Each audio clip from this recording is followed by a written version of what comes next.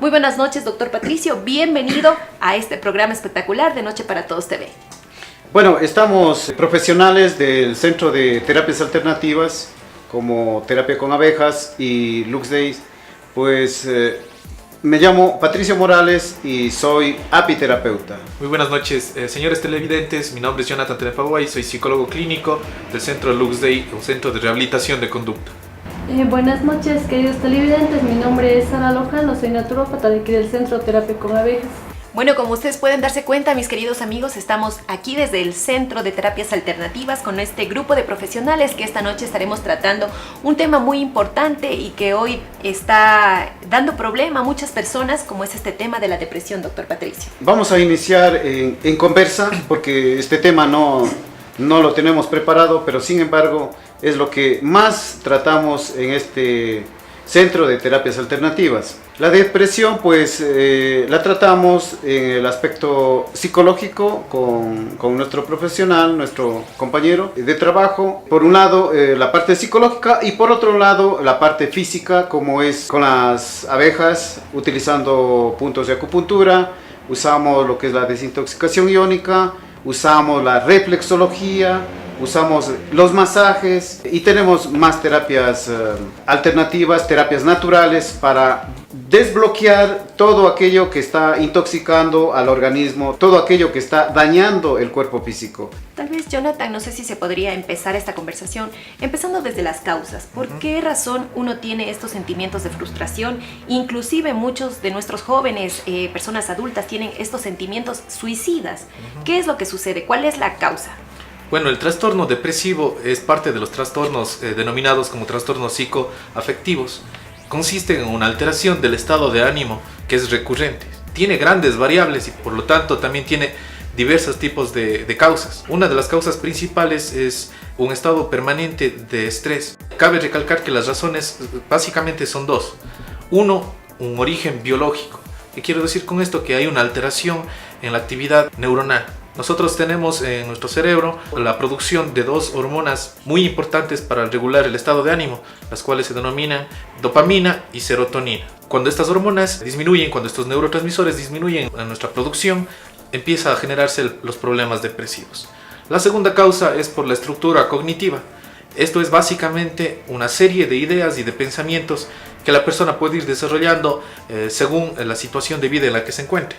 Por ejemplo, esto puede ser ocasionado por una pérdida de empleo, por una separación, un divorcio tal vez, por una pérdida física, como una lesión, por ejemplo, una enfermedad. Todo esto hace que la persona vaya disminuyendo los neurotransmisores de la dopamina y serotonina y se vaya originando el trastorno depresivo. Jonathan, bueno, alguna vez escuchaba, doctor, que podía ser la depresión también que viene en los genes. ¿Puede ser algo hereditario o Sí. está equivocada esta? Sí, la depresión, hay varios estudios que reafirman que la depresión puede ser heredada, ¿sí?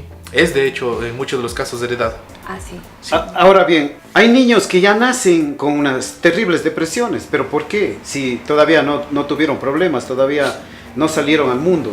Simplemente porque cuando ya estuvieron dentro del útero, la madre tuvo problemas. Qué sé yo, el esposo fue Doctor muy... Patricio, perdón que le interrumpa, pero hay una situación, todo el mundo tiene problemas. O sea, digamos aquí, ¿cómo se podría llevar una vida más tranquila, más relajada para que estos problemas dejen de afectarnos a tal manera de caer en la depresión? Por ejemplo, en una madre embarazada. Claro, obviamente todos tenemos problemas, pero una madre que está embarazada pues tiene que llevar ya una vida tranquila, pues el esposo, los parientes, los familiares van a estar leyéndole un cuentito, leyendo, qué sé yo, algún idioma, italiano, inglés, francés, alemán, leyéndole matemáticas, conversando siempre cosas buenas. Por eso hay que tener mucho cuidado con las madres que están embarazadas, ¿no?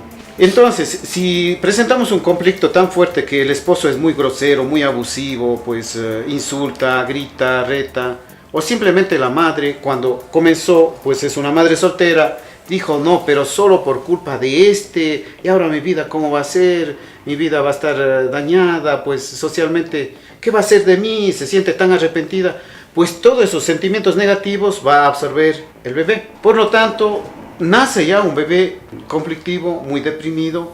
Si se nota en las manos siempre van a estar sudorosas, pues simplemente es un bebé ya muy tensionado. Obviamente con las terapias alternativas se puede llegar a regular a ese bebé, a ese adolescente, a ese joven, a ese adulto, pues que ya sufrió desde el vientre. Ahora bien, como explicaba el doctor Jonathan, ¿por qué nos falta la serotonina, las dopaminas? Simplemente pueden ser varias causas, pues. ¿Influye la alimentación? Sí, influye mucho la alimentación, influye también el medio social, qué es lo que estamos haciendo con nuestras vidas. Por ejemplo, si ya tenemos una mala nutrición, pues simplemente vamos a dañar nuestro intestino delgado. Y nuestro intestino delgado, nuestro sistema digestivo es un segundo cerebro. Es el cerebro. Es más del 80 a 90% se produce en nuestro intestino delgado las serotoninas y dopaminas.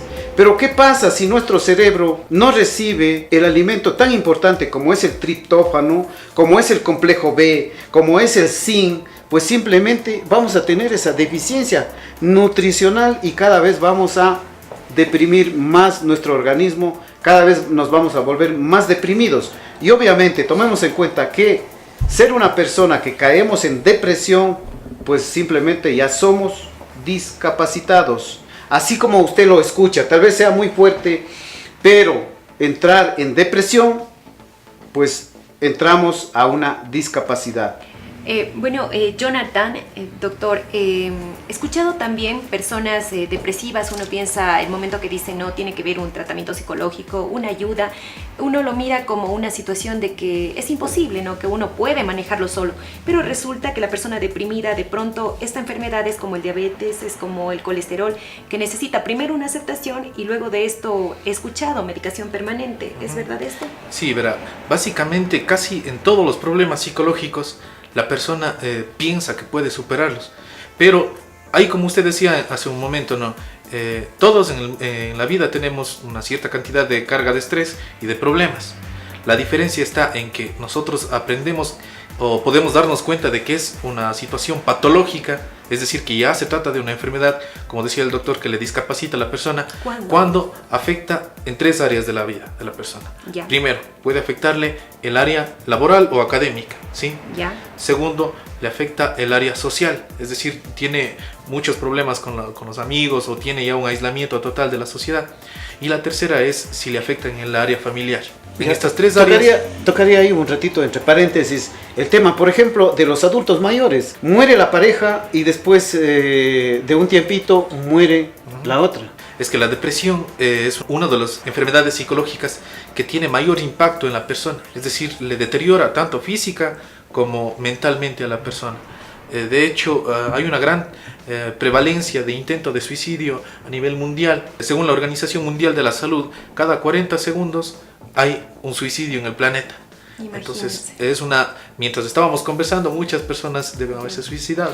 Ahora, tocando el tema esto del suicidio y todo eso, cuando ya estamos en un estado de depresión, cuando estamos deprimidos, estamos consume y consume, porque bueno, el profesional recomienda que vaya y tome esto, tome el otro, medicamentos farmacéuticos, y son muy fuertes.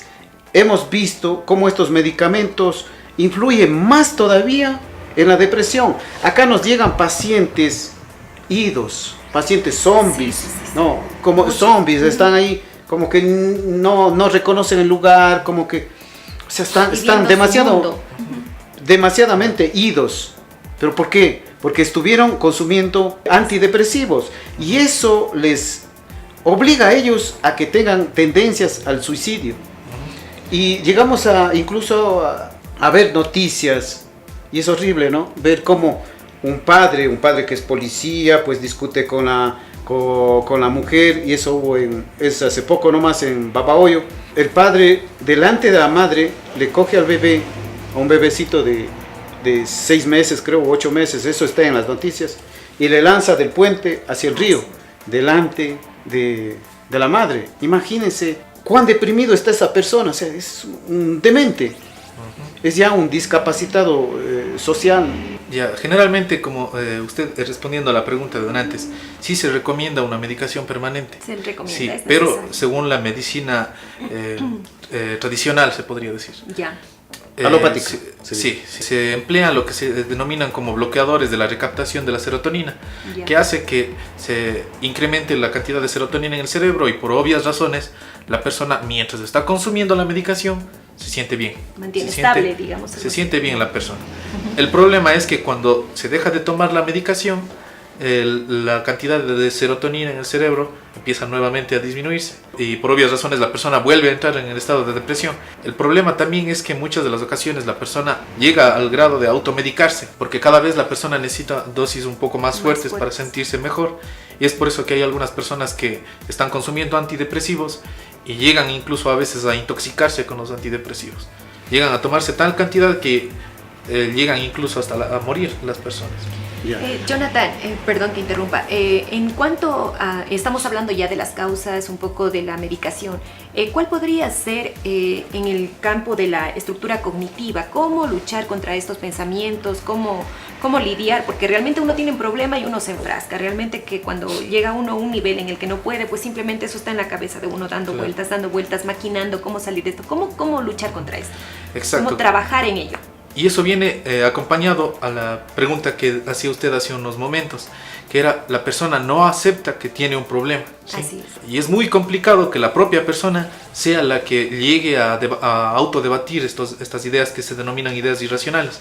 Es por eso que necesita un profesional de la salud mental, ya sea un psicoterapeuta, un psicólogo clínico, que le ayude a contrarrestar este tipo de pensamientos. Solo la persona no puede afrontar eso. No puede. En segundo lugar, lo primero que se recomienda, según la Organización de Psicología, la Sociedad Americana de Psicología, es un proceso que se llama activación conductual, que consiste en reestructurar y planificar una serie de actividades que por sí estas actividades le hagan producir una mayor cantidad de dopamina y serotonina en el cerebro. ¿Cómo qué actividades? Esto va a depender muchísimo, ¿sí? Tienen que ser actividades que le vayan a causar un cierto bienestar a la persona. Motivación. Exacto. Por ejemplo, esto tiene que mejorar con los gustos. Exacto. Pero... Esto tiene que mejorar las tres áreas que habíamos mencionado anteriormente, como es el área familiar, el área social y el área laboral o académica. Entonces, se plantean, por ejemplo, metas y compromisos con el paciente, en el cual, dentro del área familiar, por ejemplo, él se compromete a salir una vez por semana con la familia. Sí, en el área social, se compromete, por ejemplo, a conocer a nuevas personas, un día a la semana ir a la biblioteca y hacer un amigo, por ejemplo.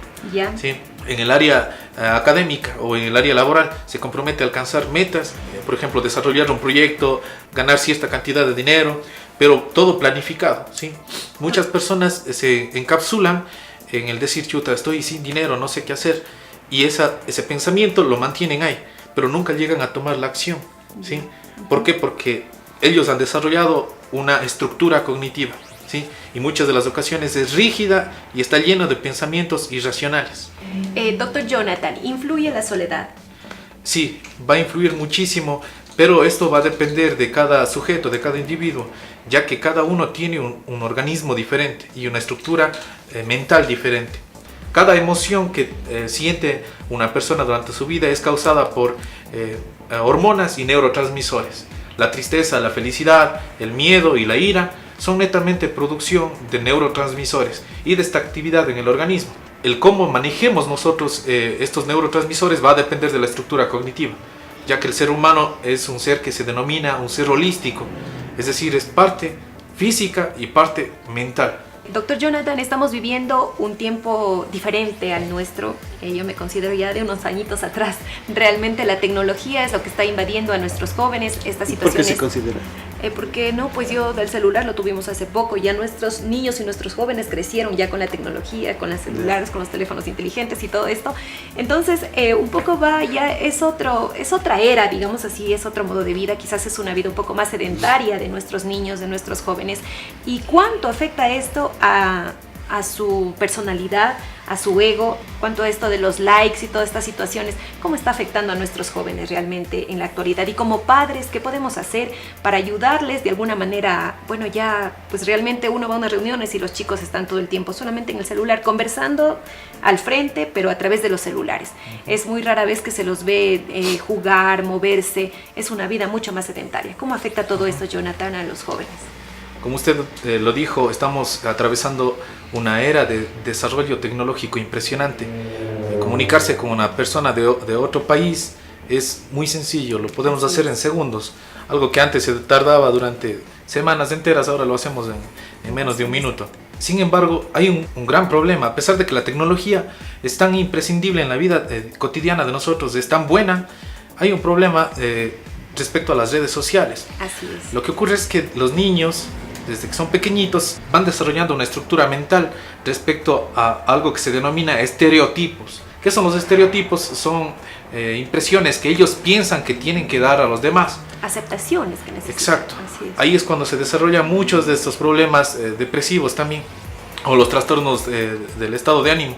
¿Por qué? Porque, por ejemplo, ellos ven una figura pública, ven a una chica que, por ejemplo, está muy delgada y las chicas quieren parecerse a esa persona.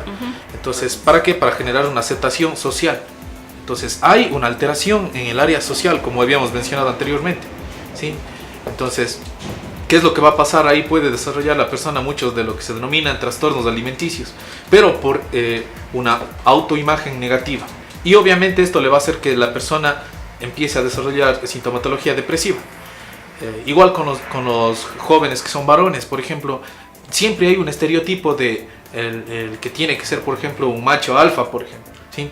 Y muchos de los jóvenes tratan de aparentar esto subiendo fotografías a lo mejor con bebidas alcohólicas, o algunos incluso suben consumiendo drogas, y como hay una carencia del control de las redes sociales, la persona puede subir básicamente lo que quiera, ¿sí?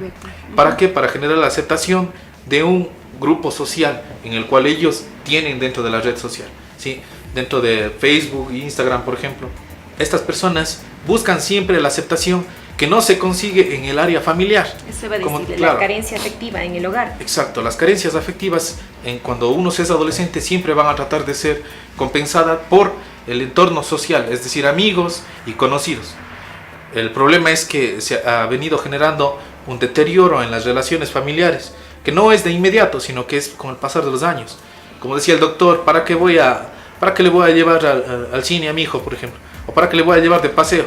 Si se ha portado mal, no ha sacado buenas notas, mejor le voy a dar una cueriza, como saben decir. Es que, Jonathan, digo, la realidad ahora es diferente, ¿no? A lo de hace años. Se está tratando comúnmente ya con familias disfuncionales. Exacto. Ya sale del contexto en sí de papá, mamá, hijos, pues ahora hay padrastros, hijastros, madrastras.